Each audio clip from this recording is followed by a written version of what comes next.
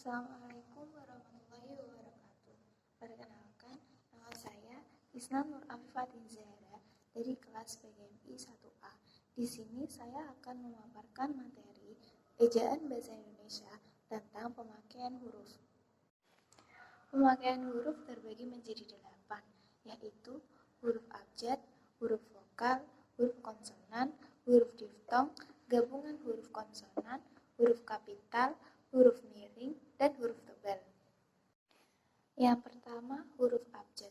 Huruf abjad yang digunakan dalam ejaan bahasa Indonesia terdiri dari 26 huruf, yaitu A, B, C, D, sampai Z. Yang kedua, huruf vokal.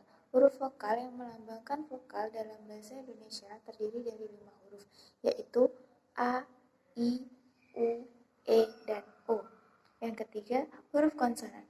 Huruf konsonan melambangkan konsonan dalam bahasa Indonesia terdiri dari 21 huruf selain huruf vokal. Yang keempat, huruf diftong. Huruf diftong dalam bahasa Indonesia terdapat 4 yang dilambangkan dengan gabungan huruf vokal, yaitu AI, EU, EI, dan OI. Yang kelima, gabungan huruf konsonan. Gabungan huruf konsonan yaitu KH, NG, NY, dan SY, yang masing-masing melambangkan satu bunyi konsonan. Yang keenam, huruf kapital.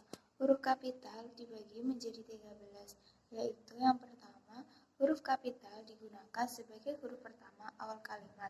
Misalnya, apa kabar? Ibu sedang memasak di dapur. Yang kedua, huruf kapital digunakan sebagai huruf pertama unsur nama orang, termasuk julukan. Misalnya, Soekarno, Muhammad Ihya. Sebagai catatan, huruf kapital tidak digunakan sebagai huruf pertama nama orang yang merupakan satu jenis atau satu ukuran. Misalnya, ikan mujair, mesin diesel. Huruf kapital tidak digunakan untuk menuliskan huruf pertama kata yang bermakna anak dari, seperti bin, binti, boru, dan van, atau huruf pertama kata tugas. Misalnya, Muhammad Ahmad bin Muhammad, Siti Fatimah binti Ahmad. Yang ketiga, huruf kapital digunakan pada awal kalimat dalam petikan langsung. Misalnya, kakak bertanya, ibu kapan pulang? Yang keempat, huruf kapital digunakan sebagai huruf pertama setiap kata nama agama, kitab suci, dan Tuhan, termasuk sebutan dalam kata ganti untuk Tuhan. Misalnya, Islam, Al-Quran, Allah. Yang kelima, huruf kapital dibagi menjadi 2, yaitu huruf kapital digunakan sebagai huruf pertama unsur nama gelar kehormatan, keturunan, keagamaan, atau akademik yang diikuti nama orang, termasuk gelar akademik yang mengikuti nama orang.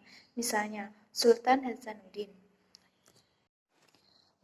Yang kedua, huruf kapital digunakan sebagai huruf pertama unsur nama gelar kehormatan, keturunan, keagamaan, profesi, serta nama jabatan dan kepangkatan yang dipakai sebagai sapaan. Misalnya, selamat datang yang mulia. Yang keenam, huruf kapital digunakan sebagai huruf pertama unsur nama jabatan dan pangkat yang digunakan nama orang atau yang digunakan sebagai pengganti nama orang tertentu, nama instansi, atau nama tempat. Misalnya, Wakil Presiden, Ma'ruf Amin. Yang ketujuh, huruf kapital digunakan sebagai huruf pertama nama bangsa, suku bangsa, dan bahasa. Misalnya, bangsa Indonesia. Catatan, nama bangsa, suku bangsa, dan bahasa yang digunakan sebagai kata dasar turunan tidak ditulis dengan huruf awal kapital. Misalnya, ke Jawa-Jawaan, ke Inggris-Inggrisan. Yang kedelapan, huruf kapital terbagi menjadi 2, yaitu huruf kapital digunakan sebagai huruf pertama nama tahun, bulan, hari, dan hari besar seperti hari raya. Misalnya, tahun Hijriyah, bulan Agustus. Yang kedua, huruf kapital digunakan sebagai huruf pertama unsur nama peristiwa sejarah. Misalnya, Perang Dunia I, Perang Dunia II. Catatan, huruf pertama peristiwa sejarah yang tidak digunakan sebagai nama tidak ditulis dengan huruf kapital. Misalnya, Soekarto dan Hatta memproklamasikan kemerdekaan bangsa Indonesia. Yang kesembilan, huruf kapital digunakan sebagai huruf pertama nama geografi. Misalnya, Jakarta, Asia Tenggara. Catatan, huruf pertama nama geografi yang bukan nama diri tidak ditulis dengan huruf kapital. Misalnya, berlayar ke Teluk. Huruf pertama nama diri geografi yang digunakan sebagai nama jenis tidak ditulis dengan huruf kapital. Misalnya, jeruk Bali, nangka Belanda, maka tidak menggunakan huruf kapital. Nama yang disertai nama geografi dan merupakan nama jenis yang dikontraskan atau disejajarkan dengan nama jenis lain dalam kelompoknya. Misalnya, kita mengenal berbagai macam gula, seperti gula pasir, gula Jawa, gula aren, dan lain-lain. Kunci Inggris dan kunci ring mempunyai fungsi yang berbeda-beda. Contoh lain, Ihya mengoleksi batik Cirebon, batik Pekalongan, batik Solo, batik Yogyakarta, dan batik Madura. Selanjutnya yang ke-10.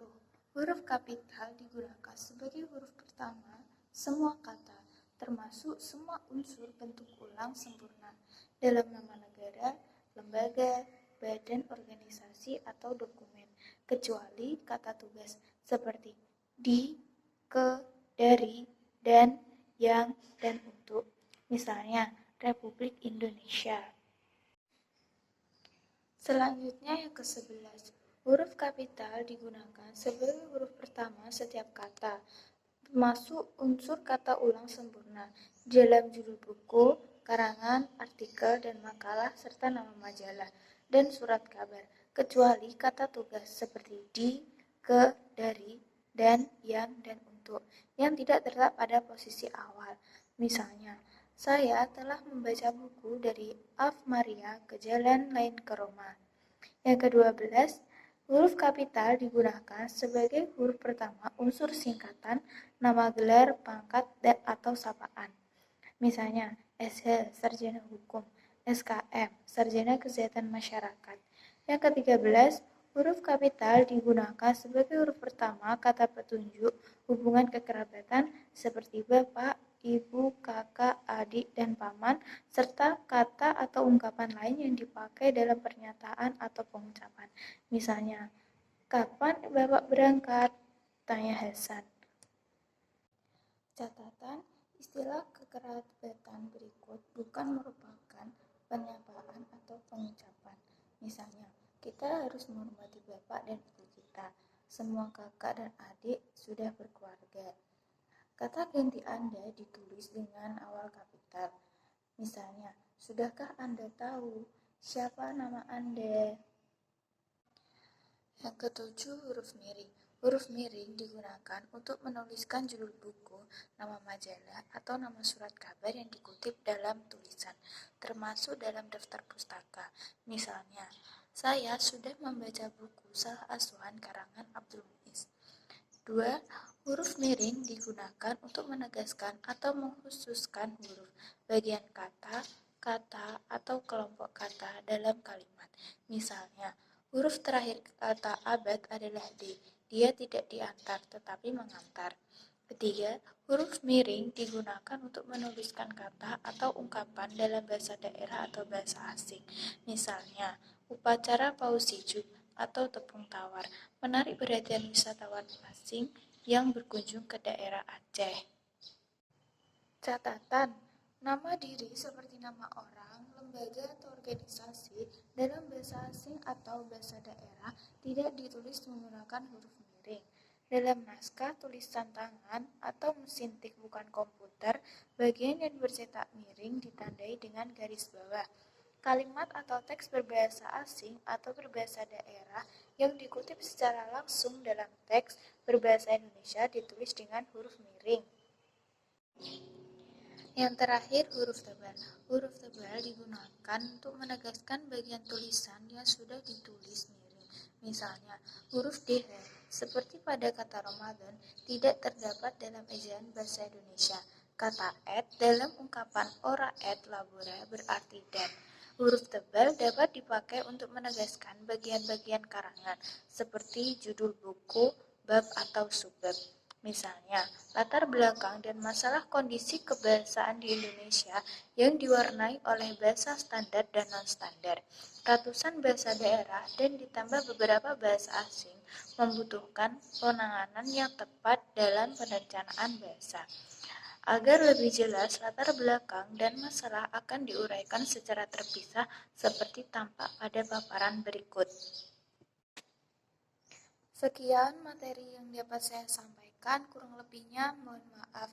Terima kasih. Wassalamualaikum warahmatullahi wabarakatuh.